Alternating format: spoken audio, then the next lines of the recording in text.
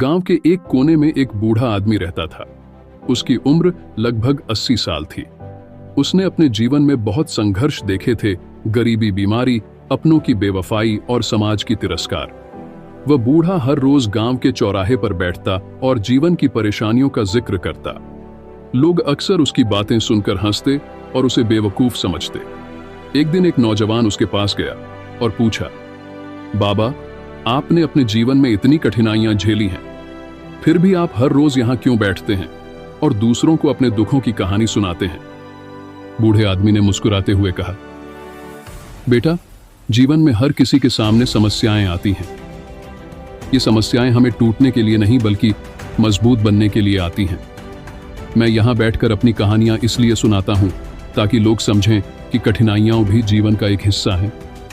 नौजवान ने थोड़ी देर सोचा और फिर पूछा, तो आप अपनी समस्याओं को कैसे हल करते हैं?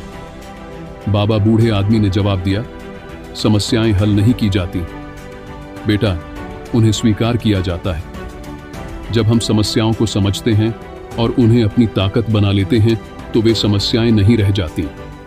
मैं अपनी कहानियां सुनाकर दूसरों को ये सिखाना चाहता हूं कि जीवन की कठिनाइयों से डरना नहीं चाहिए।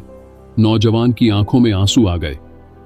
उसने बूढ़े आदमी से कहा, बाबा, आज आपने मुझे सिखाया कि समस्याएं हमारे अंदर की ताकत को पहचानने का जरिया है।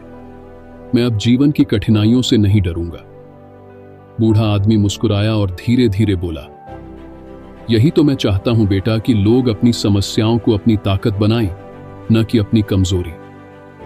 उस दिन के बाद नौजवान ने बूढ़े आदमी की बातों को अपने जीवन का हिस्सा बना लिया। उसने अपनी समस्याओं का सामना हिम्मत और धैर्य के साथ किया और एक सफल इंसान बन गया। गांव के लोग भी बूढ़े आदमी की कहानियों को समझने लगे और जीवन की कठिनाइयों को स्वीकार करना सीख गए। जीवन में समस्याएं आएंगी, लेकिन उन्हें कमजोरी न समझें। समस्याएं ही हमें बेहतर और मजबूत इंसान बनाती है। ये कहानी यह सिखाती है कि जीवन की समस्याएं अनिवार्य हैं, लेकिन हमें उन्हें कैसे स्वीकार करना है और उनका सामना कैसे करना है, यह हमारे ऊपर निर्भर करता है।